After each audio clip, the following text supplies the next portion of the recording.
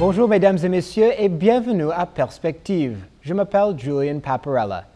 Tout au long de cette semaine, les femmes de partout au Canada se rassemblent sur l'île de Prince-Édouard pour la 97e Convention nationale de la Catholic Women's League. Notre équipe de Ciel et Lumière est sur place pour suivre tous les événements. Au milieu des sessions, Émilie Callin s'est entretenue avec Monseigneur William McGrattan, évêque du diocèse de Calgary et aumônier national de la Catholic Women's League. Monseigneur McGrattan, parlez-nous de cette expérience d'être l'aumônier national de près de 83 000 femmes au Canada. Quand on m'a demandé au début, je ne savais pas l'importance de ce rôle. C'est génial. Elles ont un grand désir que je fasse partie de toutes leurs activités sociales. Mais plus important encore, elles me demandent mon avis spirituel. En célébrant les sacrements, en prêchant, et aussi en leur donnant mes conseils. Elles me semblent très dynamiques et elles luttent pour de grandes problématiques au Canada. Alors c'est très intéressant d'être avec elles dans leurs réunions et dans le dialogue. Comment voyez-vous leur impact au Canada, peut-être même sur ces problématiques que vous mentionnez? Plusieurs conciles partout au Canada développent des résolutions chaque année. Et puis, elles viennent ici à la Convention nationale où on les approuve et ensuite, elles vont au gouvernement. Et c'est étonnant le nombre des résolutions lorsqu'on regarde l'histoire, combien ont eu un impact sur la législation, les lois, le changement des lois au Canada par rapport à la santé mentale, les soins à la maison pour les personnes âgées, et maintenant l'aide médicale à mourir, suicide assisté, qui est l'euthanasie. Elles sont en l'avant-garde dans le lobbying avec le gouvernement et elles m'impressionnent et m'encouragent comme évêque.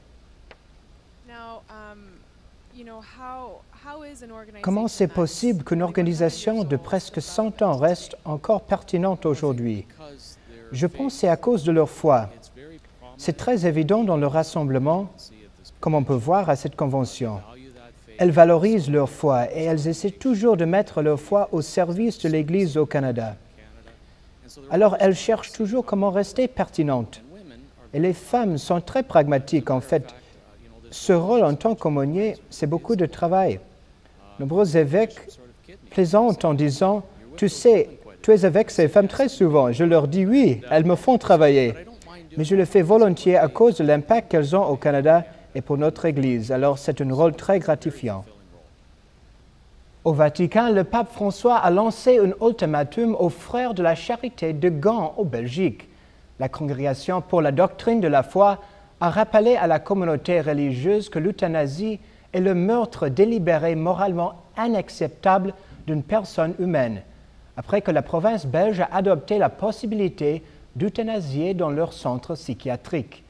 Le supérieur général de la communauté, le frère René Stockman, a contesté la décision et a demandé l'aide de Rome. Le pape a donné aux frères jusqu'à fin août pour changer leur décision.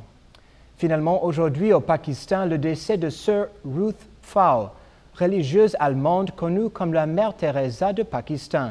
Née le 9 septembre 1929 à Leipzig, elle est devenue médecin et ensuite elle est entrée au Filles du Cœur de Marie. En 1960, elle a commencé son travail au Pakistan en menant le combat contre la lèpre. En 1996, le Pakistan était l'un des premiers pays d'Asie à mettre l'épidémie sous contrôle. Sir Phaul a reçu le prix Ramon Magsaysay en 2002, l'équivalent du prix Nobel dans le monde asiatique. Et voilà, c'est tout pour aujourd'hui. Merci de nous avoir suivis et à la prochaine.